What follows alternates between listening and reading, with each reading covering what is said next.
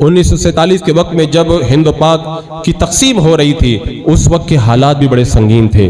اس وقت ہندوستان کے اکثر علاقے قبرستان میں تبدیل ہو چکے تھے، ہزاروں لاکھوں لوگوں کو قتل کیا گیا، جو ہے وہ مائیں الگ تھی، ان کے بیٹے الگ تھے، باپ کہیں تھا اور پھر اس کا بچہ کہیں اور تھا، بیوی کہیں اور تھی، شوہر کہیں اور تھا۔ اس وقت کے جو پورے حالات ہیں ان کو تو ہم پورے طور پہ بیان بھی نہیں کر سکتے، قانونی رکاوٹیں بھی ہیں ان کو بیان کرنے میں۔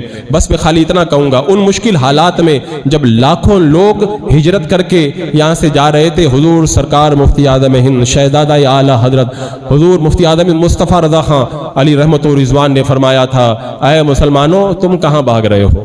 یہ مسجدوں اور مزارات کو چھوڑ کے تم لوگ کہاں جا رہے ہو؟ تمہیں کہیں جانے کی ضرورت نہیں ہے۔ یہ جو حالات پیدا ہوئے تمہارے گناہوں کی وجہ سے پیدا، رب کی بارگاہ میں آؤ، اپنے گناہوں سے توبہ کرو، نمازوں کی پابندی کرو اور پھر نیک بنو۔ اور اس کے بعد میں آپ نے فرمایا میں تم کو وظیفہ دیتا ہوں۔ حضور مفتی اعظم ہند نے ان مشکل حالات میں روتی ہوئی آنکھوں کے ساتھ میں ایک وظیفہ لکھا تھا جو بے نظیر عمل کے نام سے مشہور ہے۔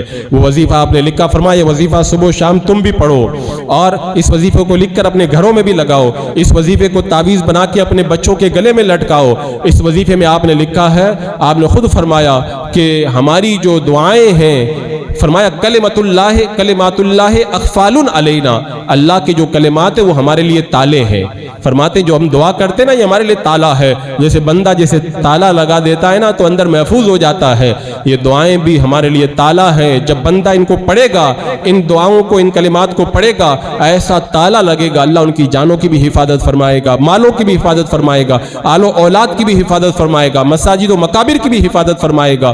حضور سرکار مفتی اعظم ہند رحمت اللہ تعالیٰ علیہ نے ان مشکل حالات میں وظیفہ عطا فرمایا، اور ایسا نہیں کہ صرف زبانی وظیفہ دیا، آپ نے فرمایا کہیں جانے کی ضرورت نہیں ہے۔ سرکار مفتی اعظم ہند کا جو محلہ بریلی شریف کا سوداگران، پورا علاقہ غیر مسلموں کا علاقہ تھا، لیکن آپ پوری جوان مردی کے ساتھ میں پانچوں وقت مسجد میں جا کے نماز ادا کر۔ لوگوں نے کہا حضور جان کا خطرہ ہے، فرمایا کوئی خطرہ نہیں، ہم جائیں گے پانچوں وقت مسجد میں جا کے جماعت کے ساتھ نماز پڑھیں گے۔ آپ نے بتا دیا جو اللہ پہ بھروسہ کرتا ہے، رب نے فرما دیا نا کہ ینصرکم اللہ فلا غالب لکم، اللہ اگر تمہاری مدد کرے تو پھر کوئی تمہارے اوپر غالب نہیں آ سکتا ہے۔ تو سرکار مفتی اعظم ہند علی رحمت و رضوان نے ان مشکل اوقات میں روتی ہوئی آنکھوں کے ساتھ میں جو بے نظیر عمل کا وظیفہ ہمیں عطا فرمایا۔